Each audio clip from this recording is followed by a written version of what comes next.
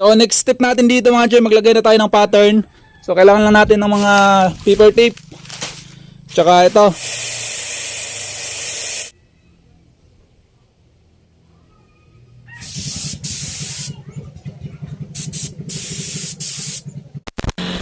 Yo, what up mga Joy, good day.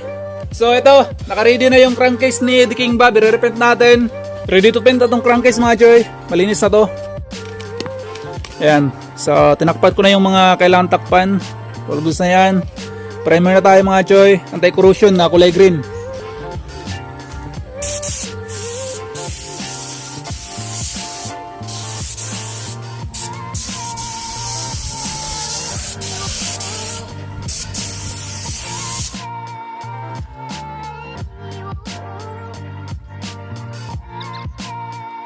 So good sa yung primer mga Joy. Patayin na lang natin to 100%.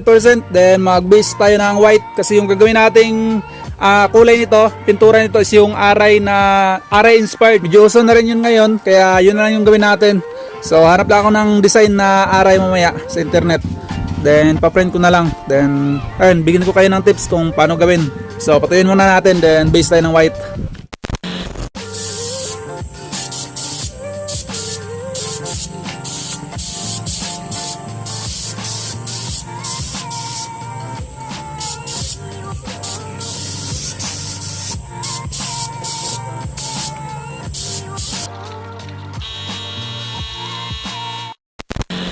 Right mga Joy, ito, goods na yung base color natin na white, sobrang kintab.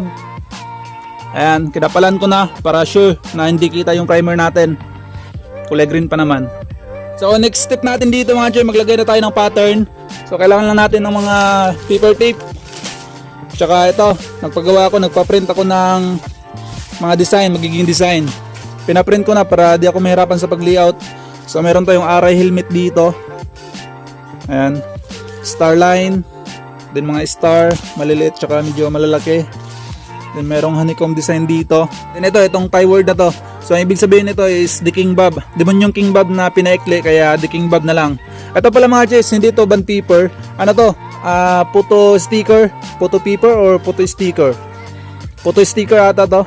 So mas mainam to mga Joy na photo sticker kasi rekta na natin didikit dito, di tayo mahirapan. Ito naman yung gamit na pang spray mga Joy. Airbrush.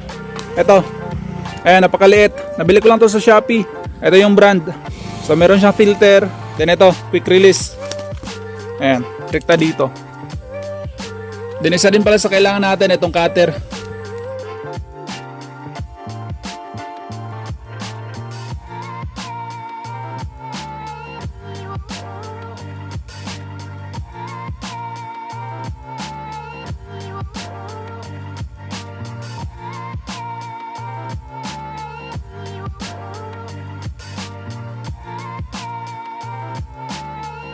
Right mga Joy, time check. Alauna na ng madaling araw. Tagal na tapos. Medyo naguluhan ako sa design ko anong gagawin ko. So ito mga Joy, itong mga bakante, ito yung kukulayan natin ngayon. Kulay pula. So yung nakatakip, puti yan dyan. Pero depende tapos. Meron pa tayong ilalagay na kulay dyan. So ito yung magiging design natin. Ayan. So yun, kung anong kinalabasan nito is tanggapin na lang natin kasi first time. Hindi ko pa talaga alam kung ano yung result nito. So tirahin natin, kulay pula.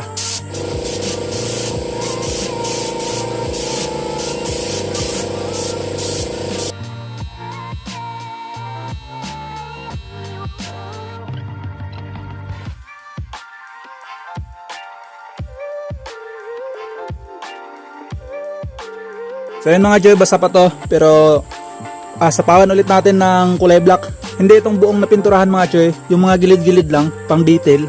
Gamit tong pang airbrush na spray gun. Ganito kalit mga Joy. Ito. Ayan.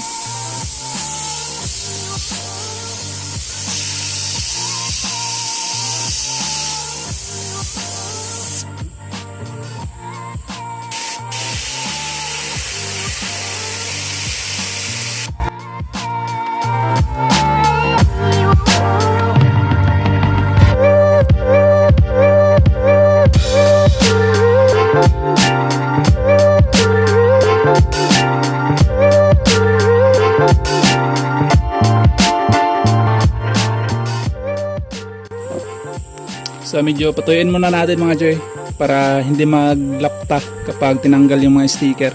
Ito medyo basa pa, tinanggal ko. Pagkabunot ng sticker, nagpiplex pa yung pintura. Kaya medyo naglalapta siya dito sa gilid.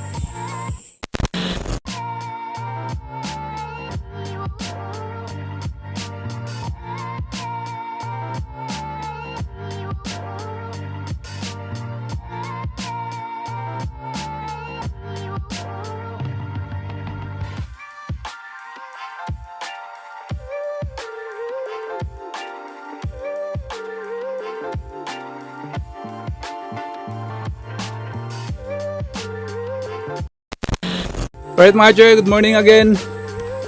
So, ito na yung looks na nagawa natin kagabi.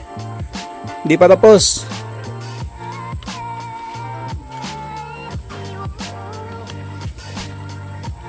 Ito, magdagdag ako ng mga design. Bale itong star na malaki, outline lang yung kulay black nito. So, kulay puti na to. Hindi ko na to kukulayan. Then meron mga minimal na star, yung aray. Star dito.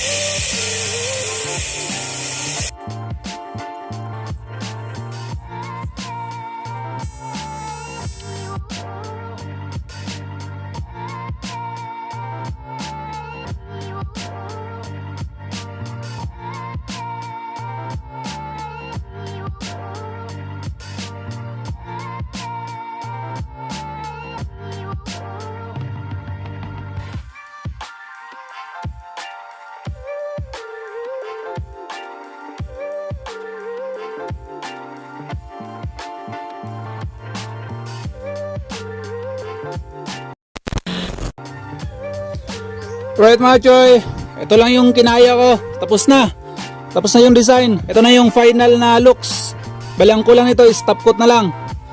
So ito yung mga detail natin, mga design. Naglagay ako dito ng crown. Then ito, dito ko nilagay yung isang pangalan na King Bob. Ito sa kabila. Ayan. Then ito sa bag nito, ito yung looks, another King Bob. Then mga honeycomb, naglagay ako. Then aray dito sa taas. Iwan ko kung maganda. Pero para sa akin maganda na to, syempre gawa ko to eh. Then first time pa naman, kaya goods na ako dito.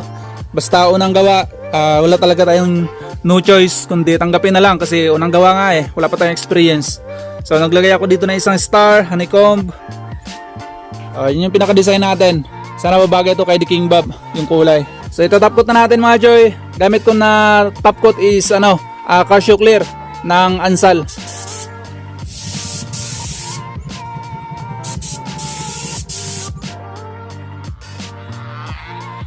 So first coat ko lang yan mga Joy. Kakapalan ko yan kasi malalim yung kanto ng mga kulay. Yung pinagdugtungan ng kulay malalim. So para mahabol yun, mapantay, kailangan kapalan ang top coat. Siguro mga 2 o 3 patong siguro ako dito ng top coat. Ta-timelapse ko na lang.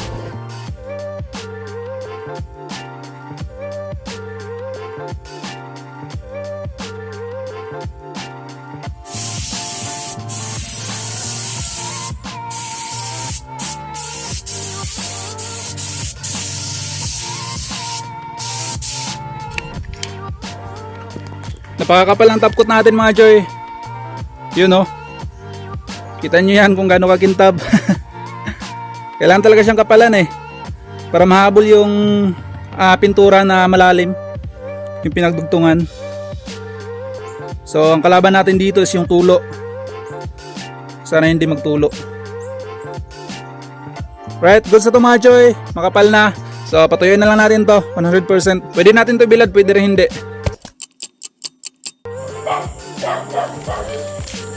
Right, good evening again mga Joy. Magandang umaga pala. Inumaga na naman.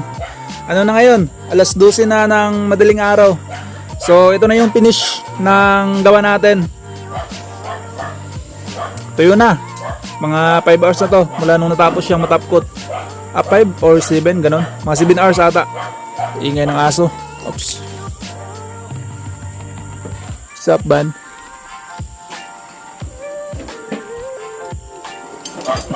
So, ayan mga choy. Sana babaga ito. Yung nga pala, yung locks ni King Bob. Ayan, kakatapos ko lang makabit yung decals. Actually, pwede ko naman sana idugtong tong content na to, itong crankcase dito sa bagong repaint na fairings tsaka bagong decals. Pero di ko yung ginawa para di masyado mahaba din, para dalawa din yung content natin, syempre, mindset. So, ayan, ito na yung finish mga choy. Pangit or maganda, para sa akin, goods na to kasi first time. Kabit na natin, tanggalin muna natin tong leg shield.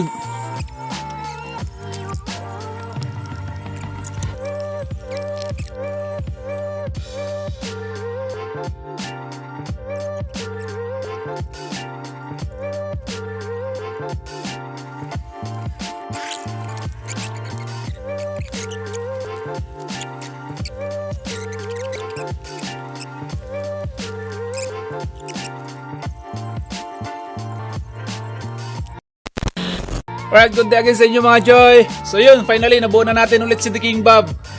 Yun oh, grabe, napakasabi ng pagkadali natin mga choy. Sheesh! Apakaangas! Parang hindi first timer.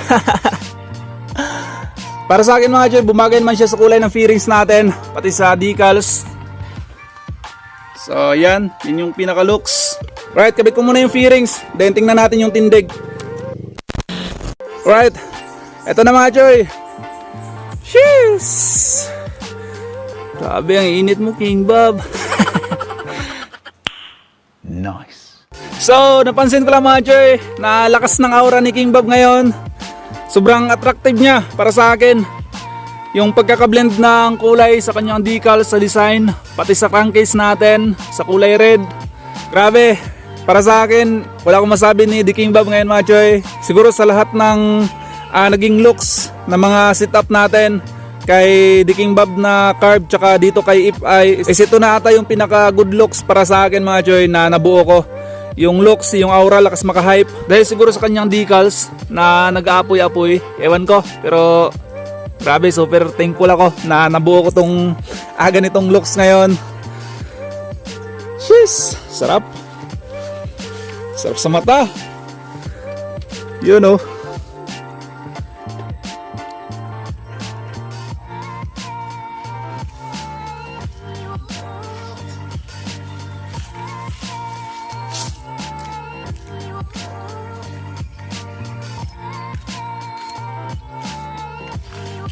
For the views. So next time mga choy, yung sa Trian na decals, papalitan natin yan ng The King Bob, pangalan niya mismo. Pero ganun pa rin yung design, Hot Wheels pa rin. Follow nyo ko sa Facebook mga choy, Bobworks Mindanao Motovlogs. Search nyo lang yung link, ilagay ko na lang sa comment section. Like and follow kayo doon para dadami din tayo doon. So ayun mga choy, good luck lang sa atin para sa paparating na motor show doon sa Kalawit, Zamboanga del Norte. So mumuntaj muna natin, then shoutout tayo.